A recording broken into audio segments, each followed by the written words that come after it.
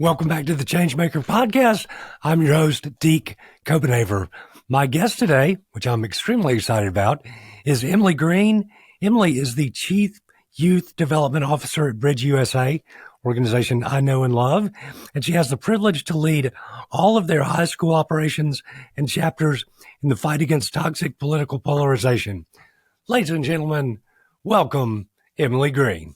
Welcome to the Changemaker Podcast, hosted by Deke Copenhaver. Deke is the author of The Changemaker, a Forbes publishing book that has reached #1 on Amazon on multiple occasions and in multiple categories like management skills and total quality management. During this podcast, Deke interviews exceptional change-making leaders. Deke currently operates Copenhaver Consulting, where he helps local governments and other public organizations maximize their potential. He's also a sought-after public speaker. We hope that the Changemaker has an impact on you today and that you find takeaways that make you a better leader in your life. Now, here's Deke. Thank you for having me, Deke. I'm excited for this conversation. Yeah, me too. Just recently we had some great conversation about what you do and how you got to the point where you are right now. So just for the listeners and the viewers, just give a little background how Emily came to be doing what you're doing right now. Yeah, thank you so much for that question. So for all of the listeners, I'm going to first do a very short explanation of what BridgeUSA is, and then I'll use my story as a segue into how I started working full-time for BridgeUSA. So BridgeUSA, we are creating a student movement to fight political polarization by creating spaces on high school and college campuses to allow students to really be able to participate in healthy civic dialogue that's rooted in curiosity, empathy, and most importantly, trying to just understand people who see the world differently than ourselves, than how we might see it. So growing up, I was in a politically divided family, meaning that my father's side of the family was very liberal. My mother's side of the family was very conservative. So I had a lot of instances where I would go over to my abuela's house and I would watch MSNBC over there. And then the next day I would go over to my grandfather's house and I'm watching Fox News with him. So I was seeing two very different stories of America and American politics, but there wasn't really a place for me to have dialogue and conversation about those different stories and different realities that I was getting exposed to. So when I went to college, I first heard of BridgeUSA at one of our organizations at our school's organization fair. And at the time, I just saw this really scrappy looking tablecloth that had this, it was a bridge drawn in, I think, Sharpie. And on the Sharpie, it said something like bridging the political divide. And that caught my attention. So I went over, I started speaking to the founder of the Arizona State University chapter, and he said, hey, you should just come check out this first discussion. That's all I'll ask. Just come and really see how it works. Because, Deke, I'm going to be honest, I was skeptical. I went into that first discussion expecting to see what I had always seen with my family, which was people not listening to each other, people interrupting each other, and ultimately leaving the conversation feeling more misunderstood than they did prior to entering the conversation.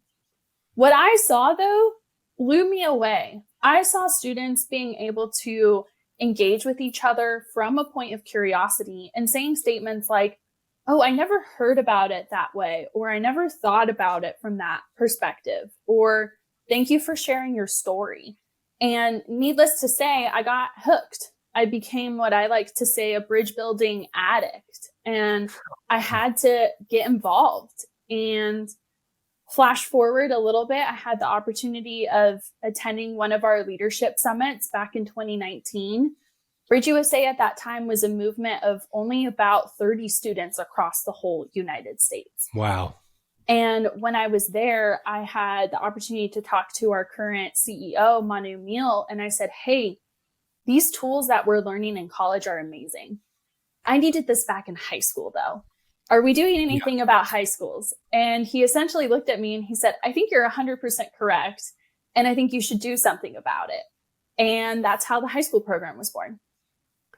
That is so cool. And shout out to Manu. He's a dear, dear friend of mine. I have the opportunity to mentor him, but really that's one of the things, and I want to get your take on this, that I tell people when I tell them about BridgeUSA and just the work you're doing.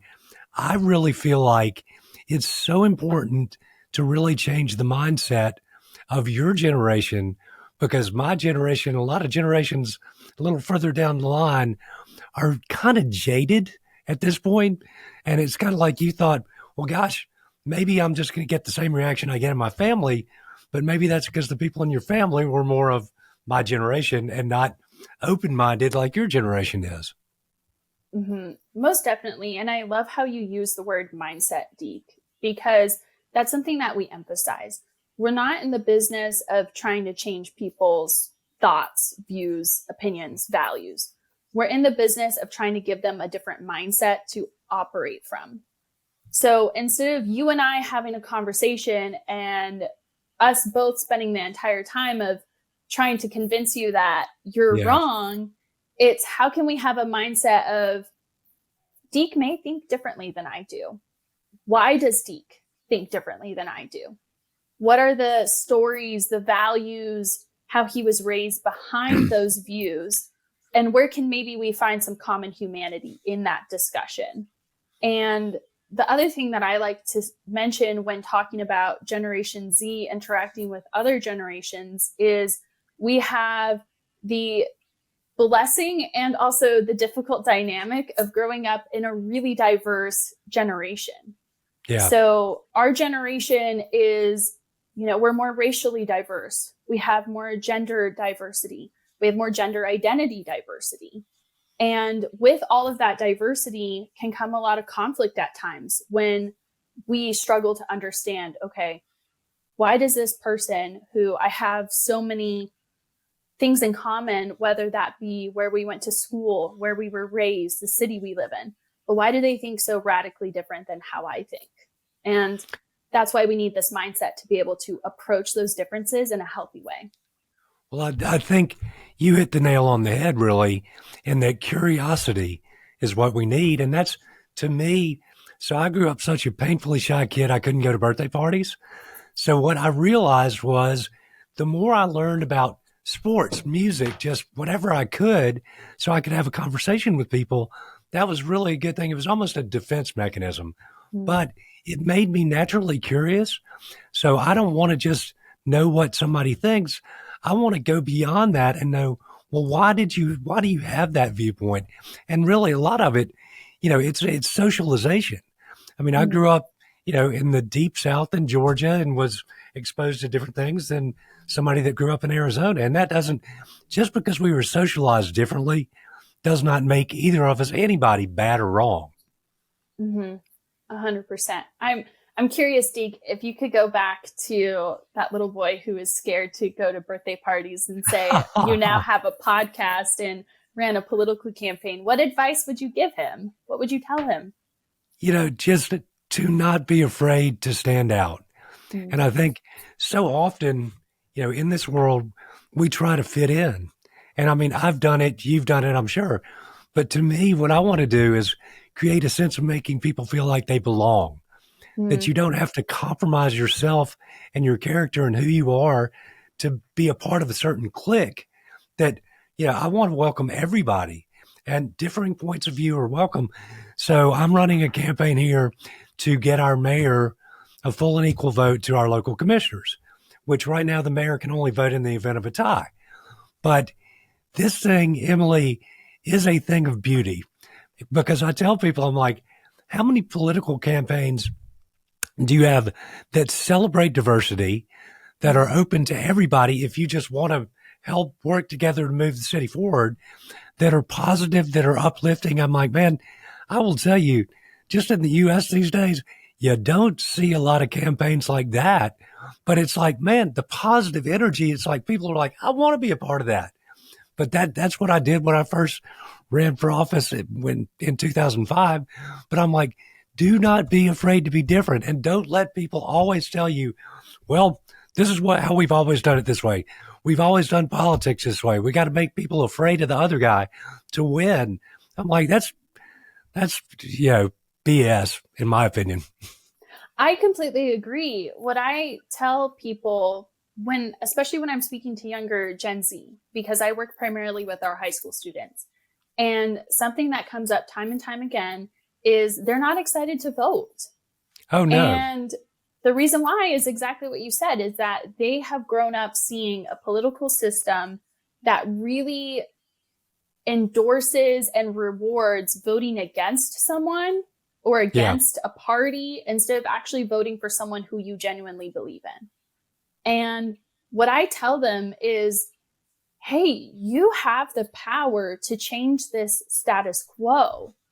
We as a generation, if every single person in Gen Z said, this election cycle, I'm going to cast my ballot for someone who I actually believe in, who I feels like aligns with my values and the things that are crucial to my life, we can shake up a system. We Oh, my can gosh. change the status quo in how we vote. Now, I'm not going to endorse a candidate or anything like that, No. but the message to the younger listeners, or really anyone who's listening to this, is just because our current system right now incentivizes voting against someone, we as the voters have the power to change that, shake it up, and say, no, I'm going to vote for someone who I genuinely believe in.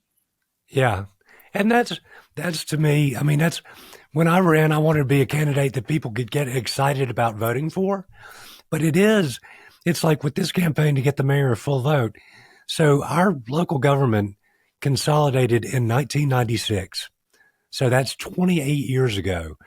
So the voters have had, of any generation, have had no input into how the government functions in almost 30 years. So I tell people you've got people that were born that year that are starting families, that are getting married and everything.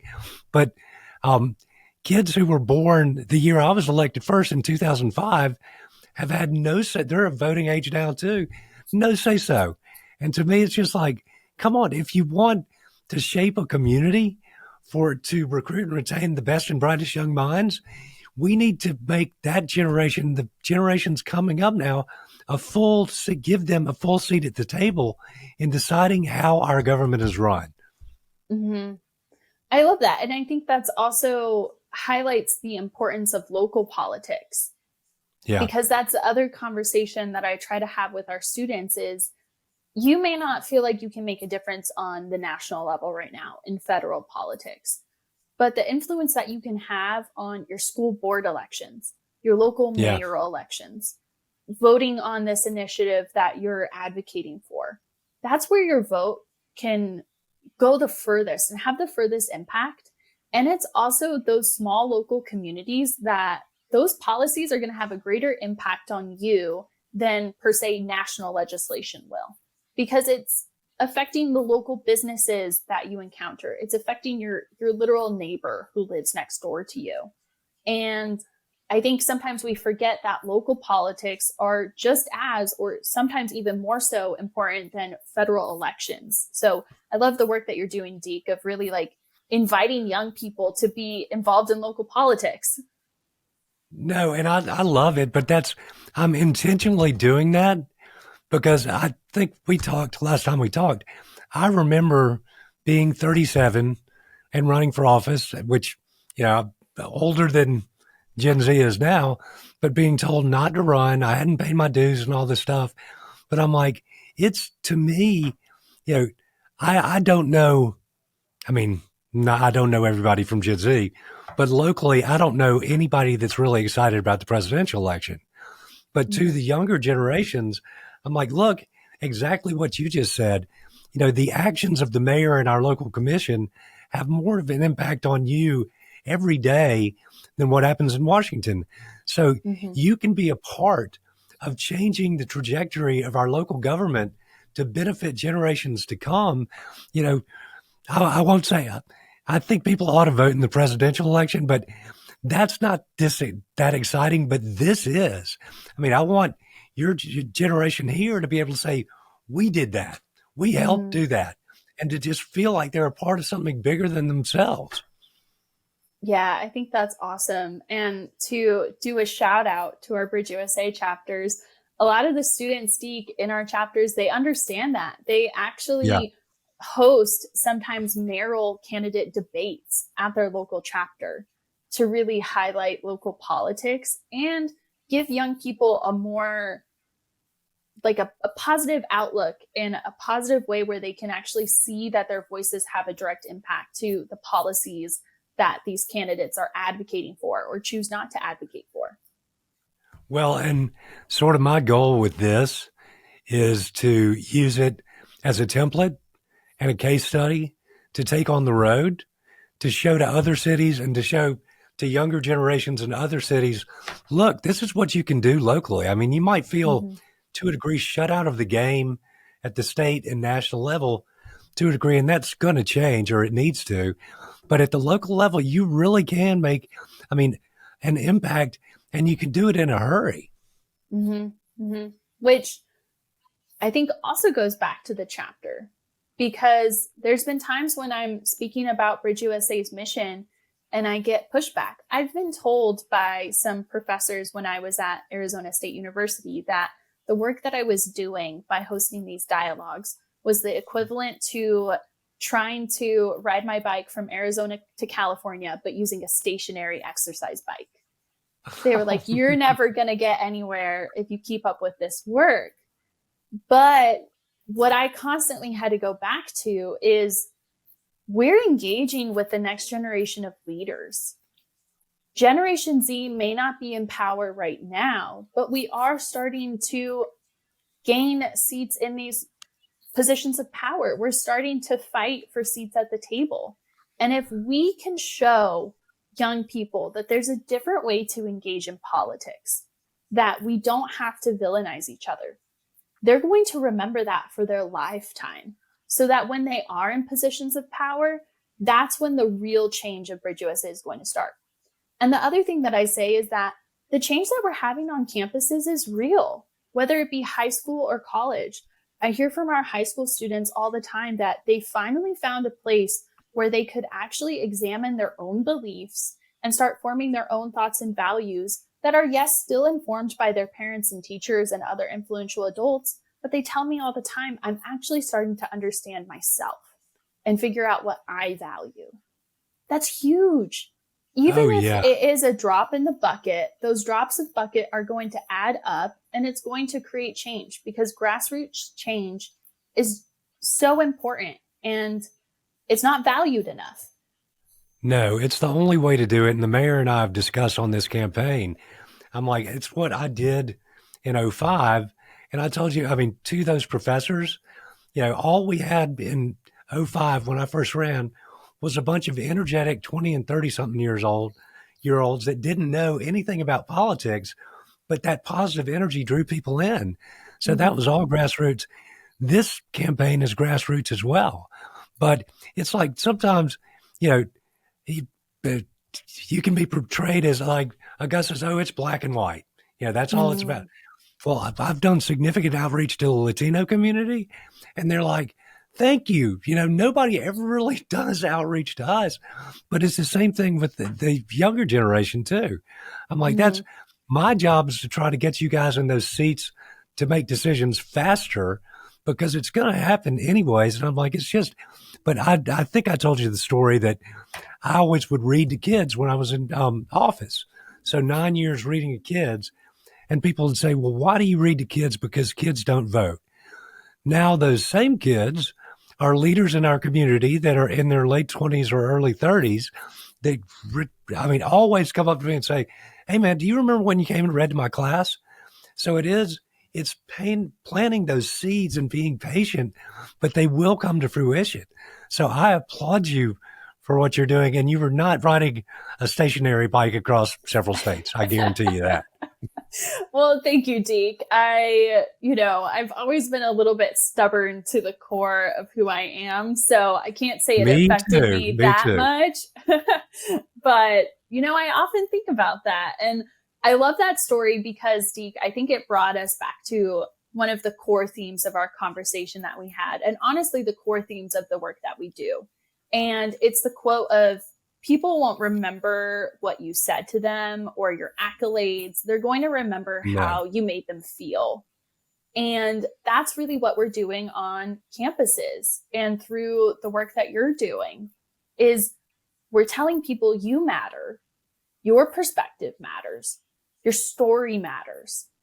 Now, here's a place where you can show up outside of this party label and you can use those stories, your life, what you've experienced to have a real impact on somebody else. And that's huge. No, that is so cool. And you're going to appreciate this, Emily. So I've got a young lady that is a server at a restaurant that my wife and I go to a lot that we've gotten to be great friends with. Her name is Jay, 23 years old. She's African-American. She just had her first baby. But I said, you need to vote in this campaign. She said, I don't vote. She said, because I don't feel like my vote ever makes a difference or anything. And so I explained to her how exactly the conversation we just had, that all politics are local. So I went in the other night and she goes, guess who's voting? And I'm like, man, that's so cool. But I think when she sees we're going to win this race, and when she sees that she's been a part of improving her community, I mean, I don't think it's going to be one and done for Jay. Yeah, I love that. I love that story of also highlighting real people, what real people are saying in terms of being active in our political process. Because so my father is a first generation Mexican American. His parents immigrated to the US and he was born in the US, and that's how he became a citizen. But I've never taken for granted the right to vote, because I grew up being told how much of a privilege and a gift it is that we can participate in safe and secure elections in the United States. So the first time that I turned 18, I participated in one of the local primary elections. And I still remember that feeling that I had walking into that booth of really realizing, wow, this is so huge and monumental. So it's always saddening and disheartening to hear that young people in our country right now feel so disenfranchised that they're not excited to vote. But it's really, a lot of people kind of are like, oh, can you believe that? They don't want to use their vote. They don't realize how much of a privilege they're throwing away. And I'm like, that's not at the root of it, though. If you really sit down and you talk to these people, it's because they feel like the powers that be are bigger than I am. Yeah. It's frustrating to see you spend that time to take off work in a lot of instances, or to miss work for some people, to go and vote and then not feel like you're having an impact because the choices on the ballot don't align with your values. So it's really connecting with people and saying, hey, I understand right now that at the national scale, things really seem hopeless. What are some local elections that maybe we can get you excited about? What are some local issues that you are really close and dear to? And you know what? If somebody goes to the voting booth and they only vote on one issue, but they're really passionate about that issue, I still count that as a win. We shouldn't be discounting when anybody goes to the voting booth for the first time. And we also shouldn't talk down to people who maybe don't feel like voting right now is the way that they can express themselves. You know, I think part of leadership is really, for me, it's seeking justice. So I think to have, two generations of Augustans who have had no input into the way they're governed, I think that's injustice for me personally. So this is a personal thing to me, but I agree with you. And that's my big picture vision, is to be able to take this nationally and show your generation. When I found out you guys were on high school campuses too, I'm like, that is, because the further back you go, the more you can shape people's, just make them have an open mind, I guess you would say, just not shape how they think, but the process by which they think.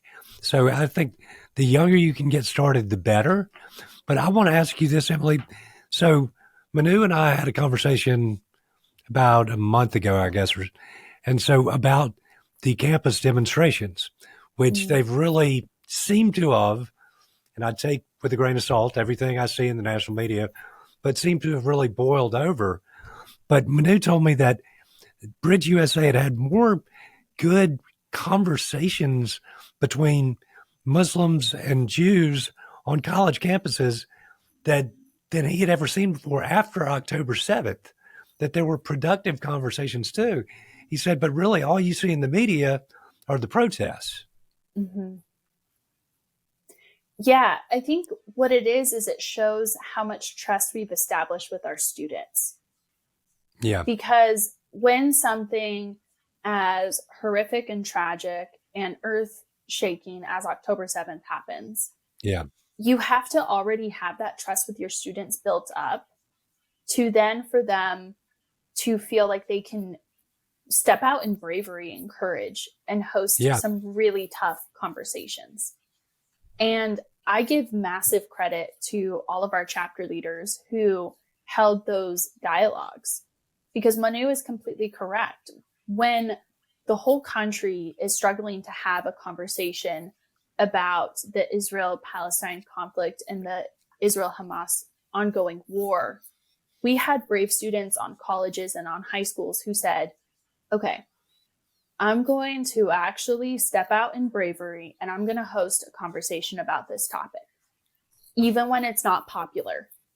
They weren't, to make a circle back, they weren't afraid to stand out on their campuses.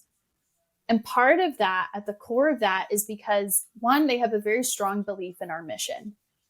But two, they've established a lot of trust on their campus and with the other students involved in the club, that people know, even in times of chaos, BridgeUSA is going to stay to the core of who we are.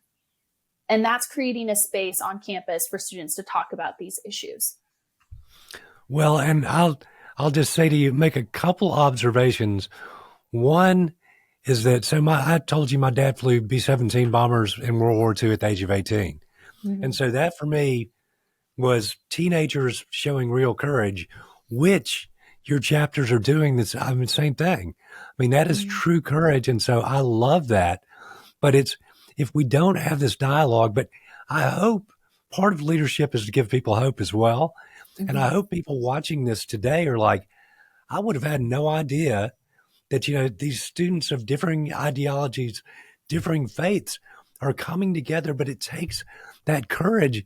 And another observation I would make is that when COVID hit, I would make the point that if you've not developed trusted leadership prior to, something catastrophic happening, good luck developing, trusted leadership when that's happening. I mean, it starts a long time before the catastrophe happens. I 100% agree. And I appreciate you saying that our chapter leaders are brave, because I think what they're doing is really brave and courageous. It is. And to show you too, Deke, about just some of the practical ways of building trust on campus, what I always teach our students is when they're first starting a chapter, don't go for the hard-hitting conversation straight off the bat. No. Because people are already skeptical. They're already feeling uneasy about it. So pick a topic that is going to have some disagreement, but is also going to have some agreement in it. That way people can see, oh, okay, this does actually work. And then I always instruct them, it's like going to the gym. You're going to go and you're going to have some discussions where you're like, that was an easy lift. Easy. Yeah. No pressure. And then there's going to be other conversations when we're talking about Israel-Palestine, when we're talking about abortion, when we're talking about LGBTQ issues, or some of the topics around gender and gender identity and expression. Those are going to be some conversations where you're like, ooh, that was a workout. That really tested me. Yeah. And you need both. You need some conversations where there's going to be more agreement, and you need some conversations where it's really going to stretch you. Because if we're not working out this muscle of talking to people that we disagree with, you're going to lose it. This isn't like riding a bike. This is like going to the gym and getting stronger and stronger after each conversation. Well, but it goes to trust.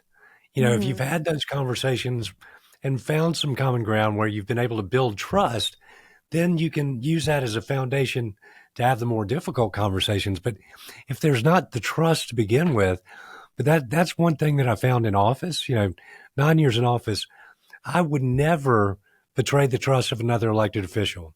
But it seems like it's so in government, it's like, well, if we learn anything bad about them, we're going to go shout it from the rooftops.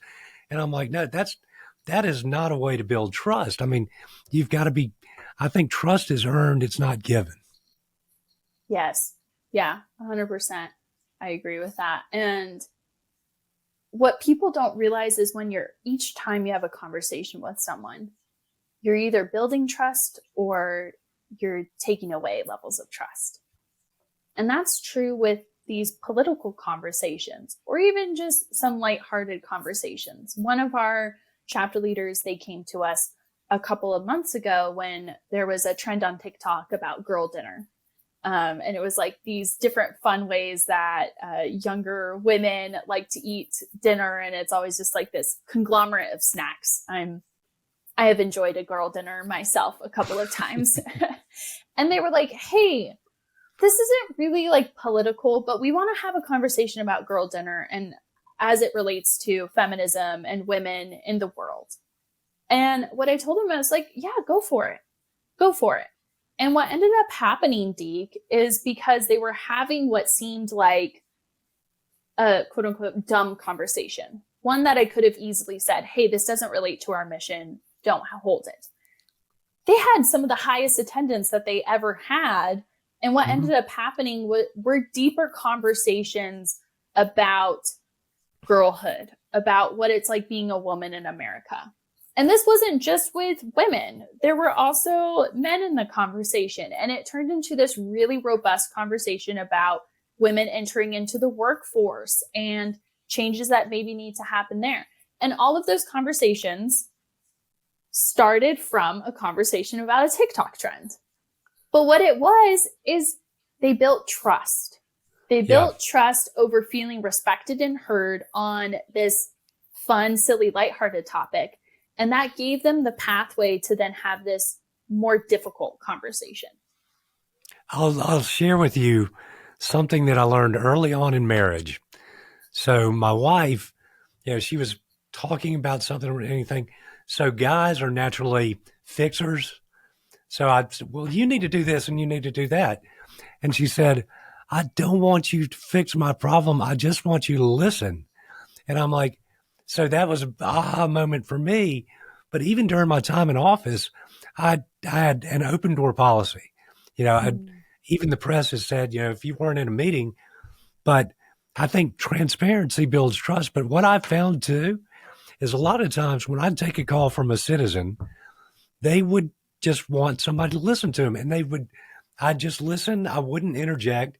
And a lot of times they just talk themselves through their own problem. But I think that's listening is a skill that we can all do better about. But that's, if somebody says something and you want to jump in to debate them on that, and it's just like, you're talking down to them. I'm like, that does not establish any kind of a space to have a good conversation. No, it doesn't. And it's actually one of the key distinctions that we made really early on as an organization was that we were going to label our conversations as conversations or discussions. They're not debates.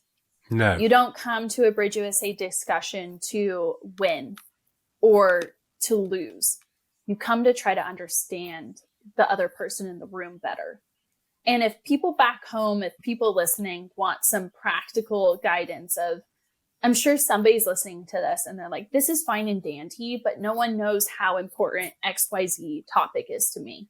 And if somebody disagrees on this, I don't know if I can actually listen to them. And what I would say is if you find yourself in that position, lean into the uncomfortability a little bit. We don't have to put ourselves in danger or talk to someone who we think is intentionally just going to hurt us. That's, we don't advocate for that. But lean into the uncomfortability when you can. And what I find is the best way to do when I'm really like, wow, I do not understand how someone can believe XYZ.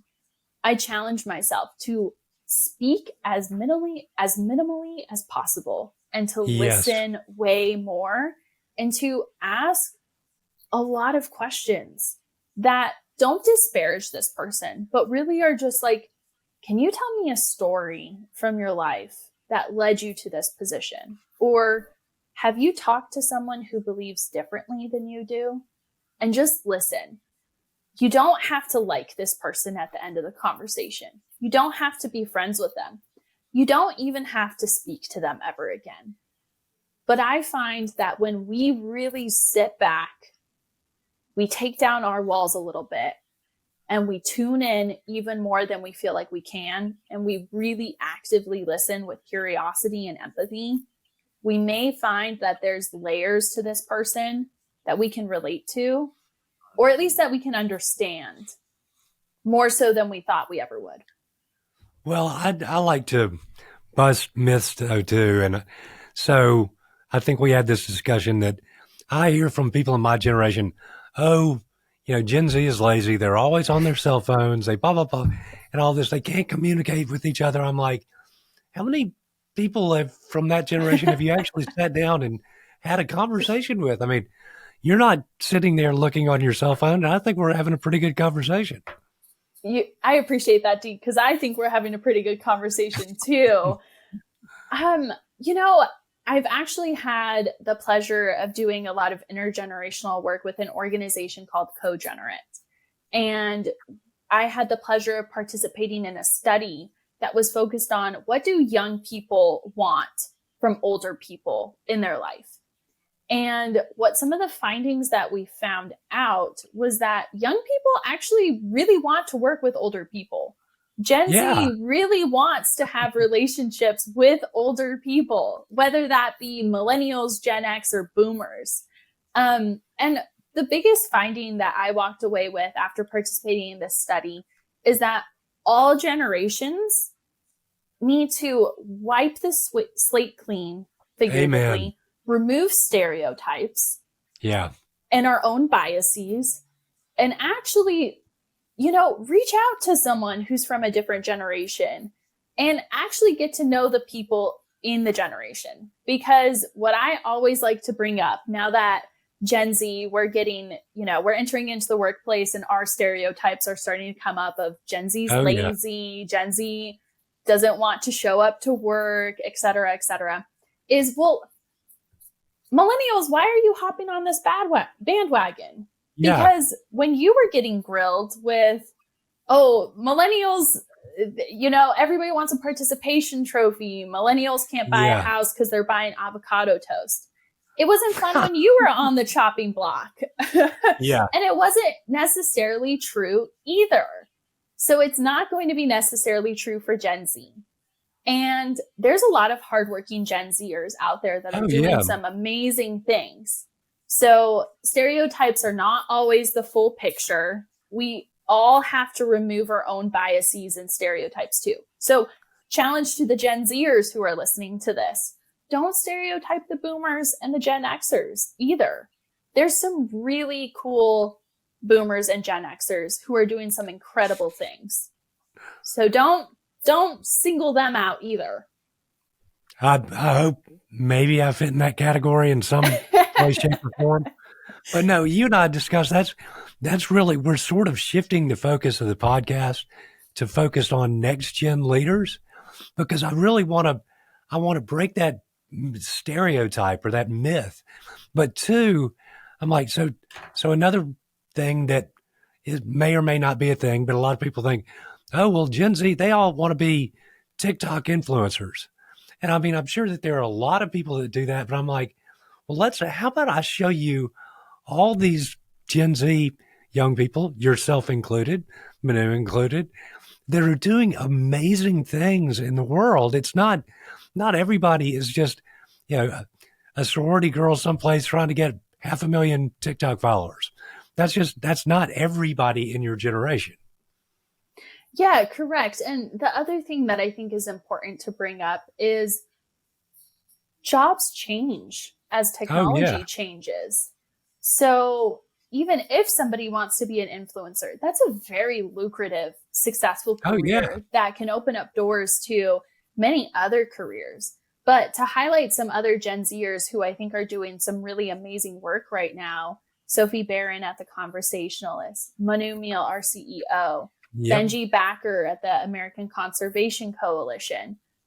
If you seek out Gen Zers who are working hard, who are really trying to make the planet and the world a better place, you can find them.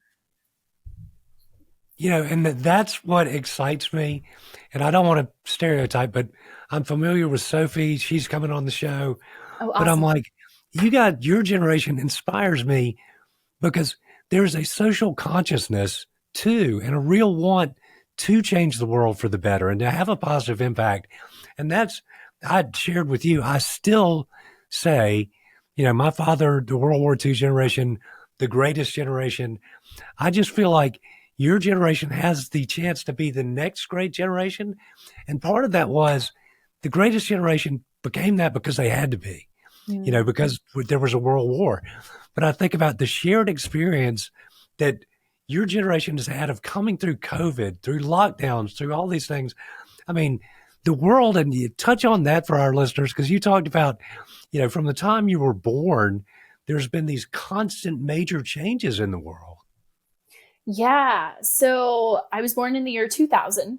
So shortly after I was born, when I was in 2001, 9/11 happened. And that changed the whole world. So then America entered into fighting the war on terror. Then in 2008, we had the first African American president elected, Obama, which was super exciting. And then at the same time, we also had the Great Recession happening. And shortly after 2008, then we entered into a period of like deep turmoil, and people were really skeptical of what was going on, which led us to the 2016 presidential election, which created a lot of unrest. And it also started to fuel intense political polarization in our world. Then shortly after 2016, we have 2020 and the COVID era starts, the lockdown starts, and we have another huge presidential election. And then now in 2024, our Generation Z, according to statistics, we may be one of the first generations that does not do better economically speaking than prior generations, than our parents' generation. And we're staring down a not so great timeline of events that have really like fueled the way that we look at and see the world. So when people are harsh about Gen Z, I really want them to take a couple of steps back and really look at the landscape that we grew up in. And it's when you look at that and you take into context, it's no wonder that Gen Z doesn't want to play by quote unquote the same rules that their parents played by. Because we saw our parents get laid off. We saw them lose jobs when they were loyal to corporations for 20, 30 years. We saw them lose their houses in 2008. I had a lot of friends who lost their houses. Fortunately, we never lost our home and my father was never laid off, but we were lucky. But I still remember going to school and hearing my friends be like, yeah, we got to move. We have to move schools. We have to do this or that. And then we experienced that all over again in 2020 with COVID. A lot of students in my generation right now, some of them never experienced a high school graduation. And now look at USC. There's some students who are saying, I missed out on my high school graduation. Now I'm going to miss out on my college graduation. Yeah. All of that impacts the way you look at the world and the choices that you make, especially when it comes to political choices. Yeah. And I'm like, people, and millennials were called this too. Oh, they're snowflakes. I'm like, man, coming through all of that, I think you've got to have a little intestinal fortitude as opposed to say and I don't think you're not necessarily complaining. You're just trying to provide some perspective, which I think is totally valid. Yeah. It's trying to like portray some perspective. And it's also saying, what if we change the rules? Yeah. What if the world does look a little bit different? Because I'm very young, I'm 24. I'm very aware that I don't know everything about the world, and I'm very excited to continue learning as I grow up. But I can say from like lived experience, the rules didn't really work out in a lot of people's favor. No, well, it's funny. I think Manu at one point called me a maverick or something like that. And I'm like, man, I've never thought about that. I'll take that. But it's not necessarily wanting to break the rules. I think it's time changes. And I think it's a very vital for us to evolve as people, because it's not, and people are like, oh, you don't hold the same values or this or that. I'm like, no, my values are the same. But the world changes and we have to be willing to change with it. And so with that, we have to have some rule changes, in my opinion. But it's just some of us like to stand at the forefront and say, these are the changes that we need to make to the rules. Yeah, 100%. And the one kind of, I guess, feedback that I would have for Gen Z is we still have to meet people where they're at. Change doesn't happen overnight. And the other thing is that we live in a pluralistic society. And I think that's amazing. Pluralism is something that I am a strong advocate for. And one of the reasons why I love our country. So with pluralism, though, we have to understand that people are going to hold different views that we disagree with. Yeah. And that's okay. Yeah, it's completely okay. I'm like, how do you grow as a person if you spend all your time around somebody that looks like you, thinks like you, and acts like you? I just don't think you can evolve if you're just with like all the time. And so, yeah, pluralism is fine. I think somebody asked me one time, what would Augusta be if it was a food? And I said it'd be a gumbo, because everybody knows that if you just had one ingredient to a gumbo, it wouldn't taste so good. But it's the mix of ingredients that really make it delicious. Mm-hmm. Yeah, I think all of the different walks of life, all of the different cultures, religions, perspectives is what makes America America. And I think it's why America is a beautiful country with flaws, is because there's so much diversity and there's so many people trying to live their lives peacefully amongst each other. And we can't forget that. We can't forget that a lot of people at the end of the day are worried about, do I have a roof over my family's head? Can I provide for my family? And can I be happy? That's really at the root of it. And when we're having these conversations with people, it's so easy to remove their humanity and forget that really at the core, a lot of people want the same things. Yeah. Well, it's funny. Somebody told me after a recent speech, they said, well, you don't sound like a politician. I said, well, I never was. And I said, but they said, you say things no politician would ever say. I'm like, well, I survived cancer last year. I'm going to say what needs to be said, not in a mean way or anything or a confrontational way. But I'm like, what are you going to do? Are you going to take away my voice for another year and give me cancer again? I've already done that. But Emily, as we get down to the end, I mean, we could talk for several more hours, but I always like to ask people two questions. One, where can people find you? People can find me at a couple of places. If you go to BridgeUSA's website, please check out the high school program. If you are an interested teacher, faculty, student, or if you have connections to a school, please do not hesitate to reach out to me. My email will be on BridgeUSA's website.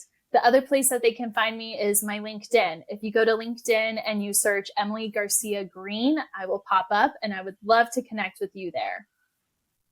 Okay. And my final question, on a daily basis, what puts joy in your heart and a smile on your face? The things that really put joy in my heart is connecting with my husband, my family, and with my local church, and really just spending time to also reconnect with my Lord and Savior. I am a practicing Christian, and that's something that really does put a lot of joy in my I am heart. as well. Yeah. Yeah. No, I very much am as well. And I will tell you, to close out on that, I was at a little healing service that my church does. And I said, this campaign in Augusta is a gift from God, because how many campaigns bring people together on common ground, have a positive vibe, are inclusive, are uplifting. I'm like, for the good Lord to let us have a campaign like that here when we see the state of a lot of political stuff, that it's a gift. Yeah, I completely agree. Something that really fuels a lot of my work is to love your neighbor as you love yourself. And I think that's at the core of bridging. No, and I will say that is what I always tell people, and there's no asterisks. It does not say your black neighbor, your white neighbor, your rich neighbor, your poor neighbor, whatever, Latino. It says your neighbor, and who's your neighbor? That's everybody. Mm-hmm. So that's a good place to start. Well, Emily, you have been an absolutely phenomenal guest. I'm so glad that Manu connected us, and thank you for the work that you do. If I can ever help you with anything, send me around to high school campuses. I'm happy to help and to let people know that it doesn't matter the age, you all matter. Yeah, I love that. Well, Deke, thank you so much for having me on your show. It was really an honor and a pleasure to have this conversation with you. And likewise, please let me know if there's any way that I can be of any assistance to you. Absolutely. That's all the time we've got for today. Drop in the mic and we are out. Hey guys, thanks for listening to or watching the Changemaker podcast today. Greatly appreciate it. If you're listening and you want to see the video, you can subscribe to our YouTube channel at Deke Copenhaver. That's a pretty easy to remember, I would think. But really, we also want to remind you to like, subscribe, rate across all platforms, download. And if you're looking for a coach, a speaker, or anything, you know where to find me. Just email me at dekecopenhaver.com. And thanks so much for listening.